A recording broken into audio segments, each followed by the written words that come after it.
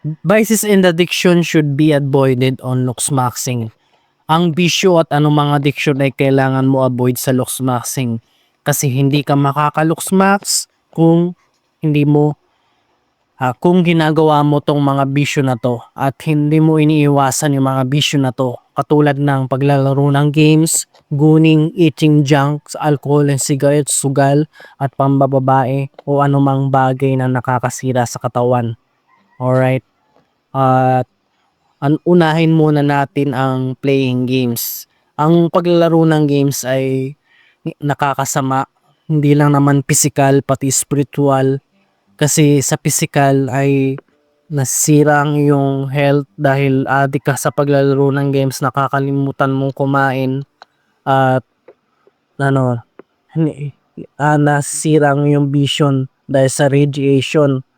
At hindi lang naman ang physical ang apektado dito, pati na rin ang iyong oras at pera dahil sinasayang mo ang iyong oras sa paglalaro ng games imbis na gamitin mo ang iyong oras sa something productive tulad ng pagkita ng pera online para lang mapakinabang mo yung oras mo. Kasi ang paglalaro ng games ay pagsasayang ng oras at wala kang mapapakinabang dito kundi stress lang. Kasi kasi ang online games nakaka-stress dahil palagi ka na lang talo at maano ka pa nito, mahihila ka nito sa pagtutungayaw, mura ng mura at pagkakampi-kampi mga lahat ng mga masasama dahil nga violente yung games na nilalaro mo, parang naiimpluwensyahan na ng isip mo na makagawa ka ng masama. Kaya paglalaro ng games ay kailangan mong ma-avoid sa luksmaxing. Matuto kang mag ng mabuting budhi na walang budhing masama sa kapwa. Kasi yung video games ay nagtuturo ng karahasan. Kaya huwag kang maglalaro ng video games. At masasayang nito ang oras mo at ka pa, stagnant pa yung yung nakalagi ka na lang nakaupo naglalaro sa computer. Kaya napapabayaan mo ang iyong health. At sa tingin ko maraming mga kabataan na ganito ang problema. Kaya kung gusto mo mag-luksmaxing, kailangan iwasan mo ang paglalaro ng games. You should be doing online jobs and making money. Ito yung kakontra mo kapag gumagawa ka ng kapag naglalaro ka ng games para makontra mo ito ay gawin mo ang oras mo ay dapat gawin mo sa online jobs at making money katulad ko na Gen Z na gumagawa ng YouTube videos. Ginagamit ko ang oras ko sa pamamagitan ng paggawa ng video na ito para lang kumita ng pera online. At hindi ko nasasayang oras ko, nagagamit ko sa oras ko sa mga bagay na may kabuluhan na kumikita ako ng online.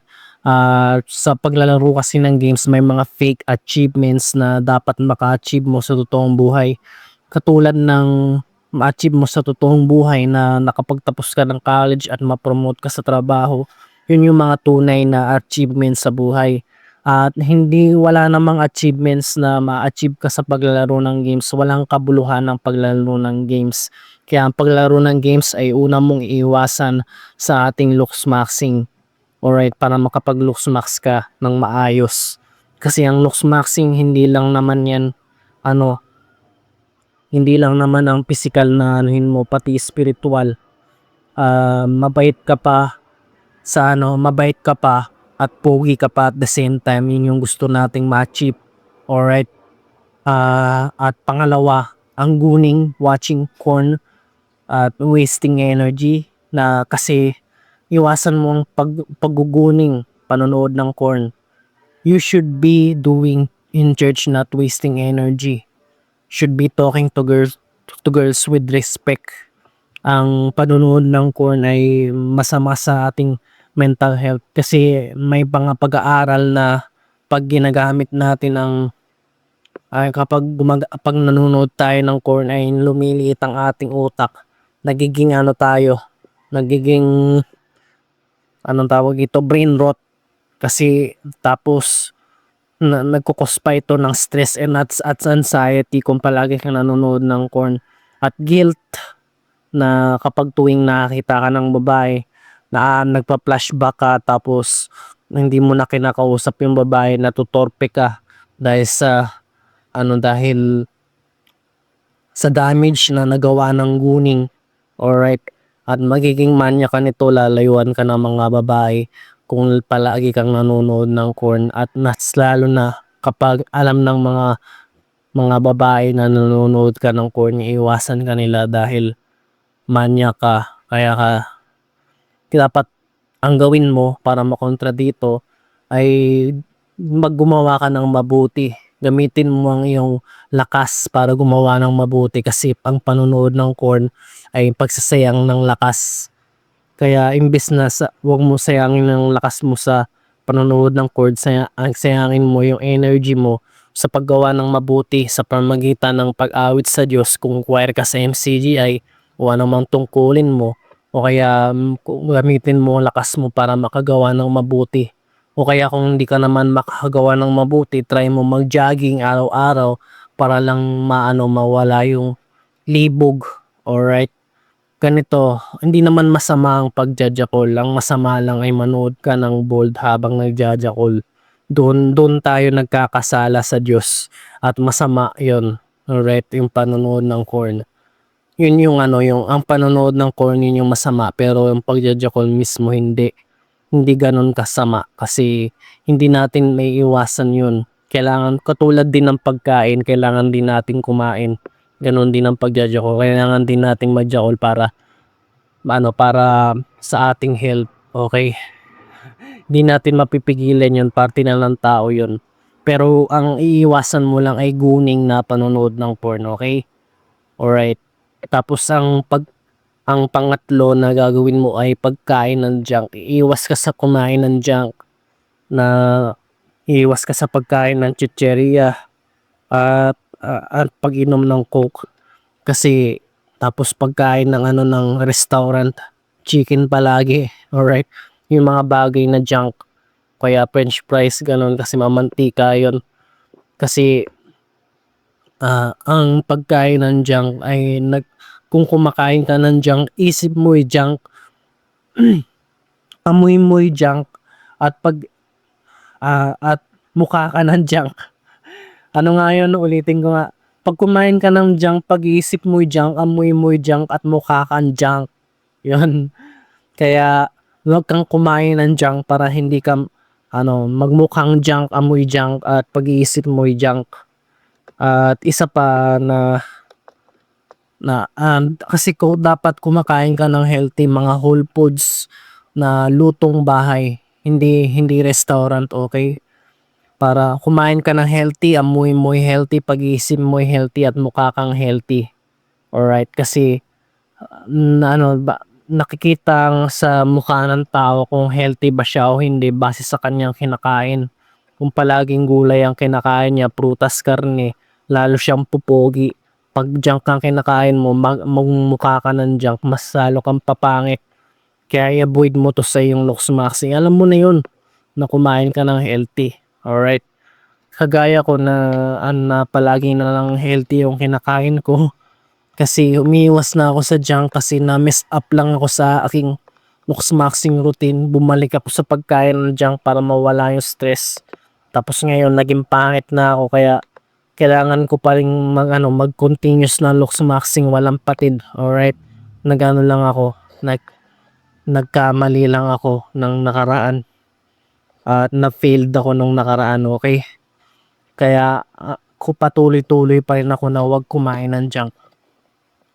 Alcohol and cigarettes na isang bagay na sa inyo ko ito na para sa inyo itong content na ito, kasi hindi ako pang-apat na yata. 1, 2, 3, 4. Pang-apat, avoid alcohol and cigarettes.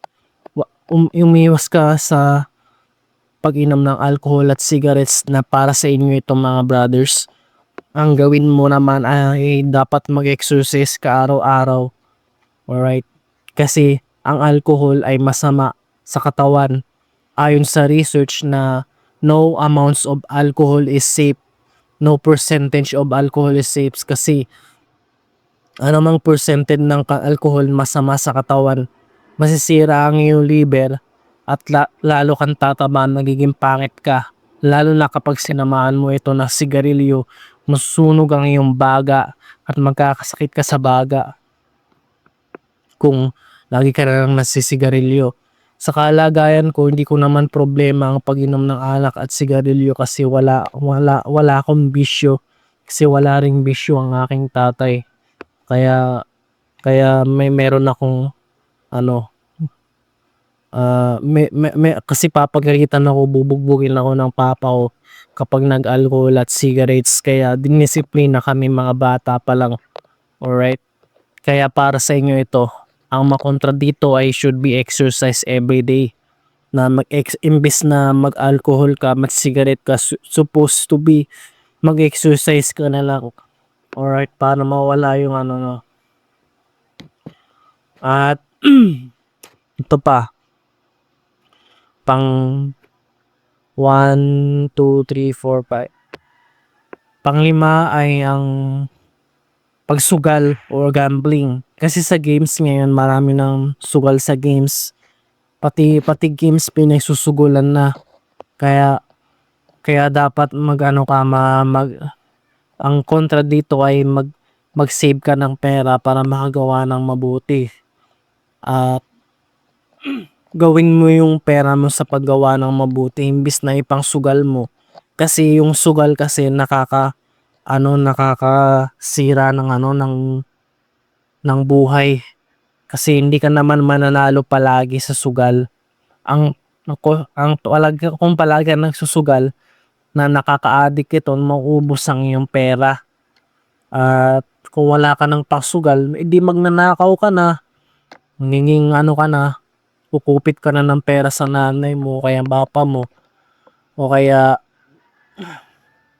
magiging magnanakaw ka kung wala ka ng pagsugal. Kasi ang pagsusugal ay nakaka-addict. Alright. At saka ang pagsusugal ay irresponsable na walang maganda na makukuha sa pagsusugal. Alright. At ang last, pang-anim, ay ang pangbababae. O palagi na lang iba yung girlfriend mo, kaya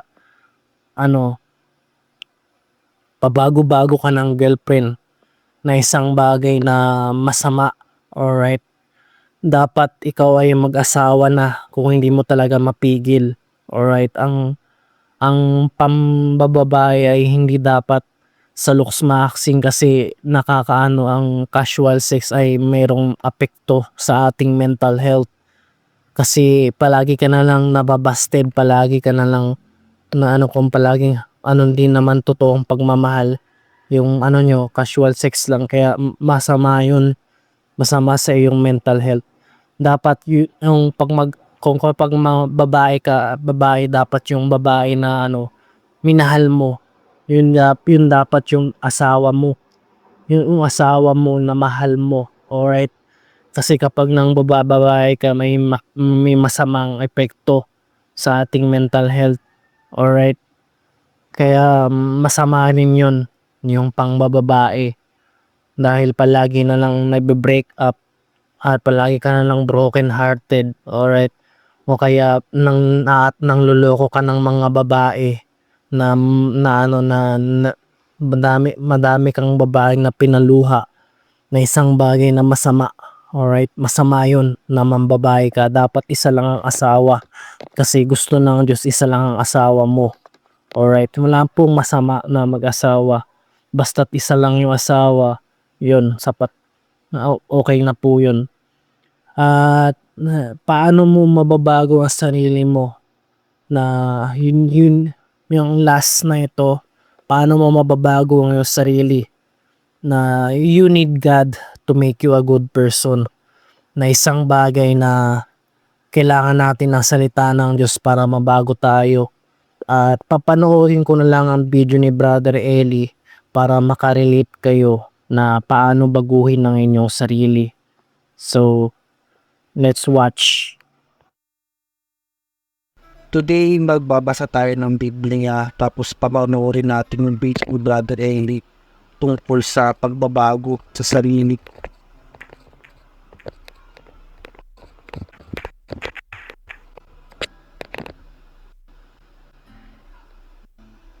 Ito yung video.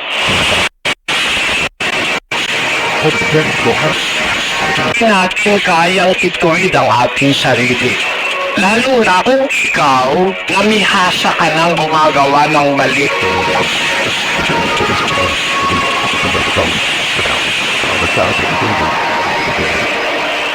Ito ang sabi sa Biblia sa Gs 23 ng Jeremias. O Panginoon, talastas ko na ang lakad ng tao ay hindi sa kanyang sarili. Hindi para sa taong lumalakad ang magtuwid ng kanyang mga hakbang. Hindi natin kayang ituwid ang ating sarili. Lalo na kung ikaw, namihasa ka ng gumagawa ng mali. Ibig sabihin, palagi ka nang gumagawa ng mali, naging way of life mo na yung paggawa ng mali. Para pag sanay ka na, mahirap mo nang mabago kung ikaw lang ang magbabago, no? Basahin natin ang Jeremias pa rin, 13:23. Makapagbabago baga ang Ethiopia ng kanyang balat o ang leopardo ng kanyang batik? Kumbaga, mga kagagawa naman kayo ng mabuti na mga bihasang gumawa ng masama. Parang yung leopardo, hindi niya maaalis yung kanyang batik ng sarili niya. Parang ganun yung nasanay ng gumagawa ng masama, mahihirapan ka na, kapatid, na magbago sa sarili mo. Pero sino ang pwedeng gumawa ng pagbabago sa atin? Ang lumikha sa atin. Siya kasi gumawa sa atin, pwede niya tayong i-renovate o baguhin. Basahin natin ang... Actually, kapag may bisyo ka at anumang masama ng gawain, ito yung pag-asa natin ang Diyos na kaya tayong baguhin, okay? Alright, let's continue watching. Ezekiel 36. Bibigyan ko rin naman kayo ng bagong puso at lalagyan ko ang loob ninyo ng bagong espiritu at aking aalisin ng batong puso sa inyong katawan at aking bibigyan kayo ng pusong laman. Ang Diyos ang makakagawa ng pagbabago. Unang babaguhin, kapatid, puso mo. Ang pagbabago kasi ang gagaling yun sa puso. Ang puso kasi, yun ang nagdidirect ng buo nating pagkatao. It is the heart that directs the activities of the entire person. At ikaisipan natin ang gagaling yan sa puso. Kaya, para magbago tayo, ang Diyos ang gagawa ng pagbabago. Pabaguhin niya muna ang ating puso. Pagkatapos niyang baguhin ang ating puso, ay susunod na niyang babaguhin ang ating espiritu. Sabi niya, bibigyan ka niya ng panibagong espiritu. Hindi natin magagawa sa sarili natin na tayo'y magbago. Ang Diyos ang gagawa ng pagbabago. Basahin natin sa Kawikaan 16:9. Ang puso ng tao ay kumakatha ng kanyang lakad, ngunit ang Panginoon ang nagtutuwid ng kanyang mga hakbang. Ang Diyos ang makakapagtuwid sa atin. At para tayo maituwid ng Diyos, dapat makinig tayo sa kanyang salita. Pakinggan natin, tandaan natin, sumampalataya tayo sa salita ng Diyos, makakalakad tayo sa pagbabago. Kapatid, karanasan ko na yan. Sa samahang ito, Karanasan ko rin yan, mabago ko ang aking sarili nung umanim ako sa NCGI. Mabago ko na hindi na ako nagkugun. Tapos, hindi na ako naglalaro ng games, kaya nabago ko na ang aking sarili. Kaya posibilidad na mabago niyo yung sarili niyo dahil sa salita ng Diyos. At walang kabuluhan yung pagsasabi ko ng self-improvement, iwasan mo paglaro ng games, guning, eating junk at alcohol, cigarettes, sugal pang mga babae. Kung walang salita ng Diyos, hindi ko mababago ang aking sarili. Alright, hindi nyo rin mababago ang inyong sarili, okay? Tanging Diyos na makapagbago sa atin. may mga naalig na dating mga miyembro ng ibang iglesia na mga pinapapunta nila sa akin sa palit para tiktikan ako Nung marinig nila yung salita ng Diyos, nagbago sila eh. Imbis na patayin nila ako, naging kahalip sila sa iglesia. Marami ng ganyan, sumama na sa amin at nagbago dahil dun sa narinig nilang salita ng Diyos. Nagkaroon sila ng pagbabago kasi doon daw, pwede naman sila ang mangalo niya. Hindi naman sila tinitiwala kahit alam na nangangalo niya sila. Tuloy pa rin sila. Doon, di sila talagang nakakapagbago ng maayos. Pero, nang mahanib sila sa iglesia, ayun, awa ng Diyos, narinig nila yung aral, nagbago sila. Ang aral kasi ng Diyos ang makakapagbago, kapatid, yung salita ng Diyos. Ang maganda, makinig ka ng makinig. Makakapagpabago sa'yo, pati sa asawa mo, sa kaibigan mo, sa anak mo, sa magulang mo. Just share to them the Word of God. Nakakapagpabago yan. Pero kasi Araw-araw na tayo nakikinig ng salita ng Diyos habang nag-self-improvement at maxing mga bros. Kaya natin yan, imbis na sayangin ninyo yung oras niyo sa paglalaro ng games, ilagay na natin yung oras natin sa pakikinig ng salita ng Diyos. Yeah, let's go. awit yung Word of God eh. Kaya lang, ang isang sikreto, kapatid, ganito. Yung Word of God, parang isang frequency yan. Pagka magka-frequency kayo, tatalab yan sa'yo. Pero pag hindi ka na magka-frequency, hindi ka na magkikita, hindi ka rin magbabago. Bakit? Eh kasi VHF ka, UHF yung isa. Dapat magkaroon kayo ng frequency ng salita ng Diyos. Para magkaroon kayo ng frequency, dapat susunod ka sa Kanya. Magbabago ka ng frequency. Kung dati ayaw mong makinig ng salita ng Diyos, ngayon umpisahan mo nang makinig. Paramdaman mo, mayroong power yung salita ng Diyos para ka baguhin. Baguhin ang isip mo, baguhin ang pamumuhay mo, baguhin ang outlook mo sa buhay, mabago mga preferences mo in life. Meron nga ako nitong kilala eh. Nagkakilala kasi kami, negosyante siya. Eh ngayon, tinudoktrinahan siya. Sabi niya, dati ayoko na nung sa aking negosyo. Bakit ako? Eh, pero ka, kikis ka ako alas 6. Nandun ako sa negosyo hanggang alas 11 ng gabi. Palilig ko ako alas 12 na, wala na akong panahon sa anak ko. Eh ngayon nakita ko ikaw dun sa doktrina, napakinggan ko ikaw. Kailangan pala ang tao maglilingkod sa Diyos. Paano pa ikaw maglilingkod sa Diyos doon? Eh, buong maghapon ko'y nasa negosyo ako. Kaya ngayon daw, yung isang negosyo niya, pipinta niya na, Let's spend our time serving God. Alright, together. Pili na lang ikaw, pati yung apartment kong malaki, bibenta ko na, lilipat na lang ako sa maliit. Nabago yung pananaw niya sa buhay. Pero pag nakarinig ka ng salita ng Diyos, mababago ka, kapatid. Tatalap sa'yo yun. Kaya lang kailangan kunin mo yung frequency ng salita ng Diyos. Sabi ng Diyos ganito, 1.23 ng Kawikaan, magsibalik kayo sa aking saway. Narito, aking ipupuhos ang aking espiritu sa inyo at ipakikilala ko sa inyo ang aking mga salita. Pabalik ka sa sawan ng Diyos, pagpasaway ka, sundin mo yung gusto ng Diyos, pakikilala mo ang salita, tatalab sa'yo.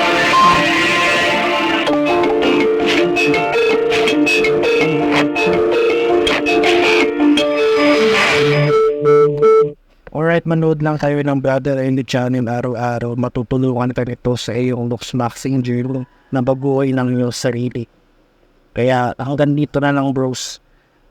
It's not over until you win your crush. More videos to come while at time with God willing. And see you in the next video.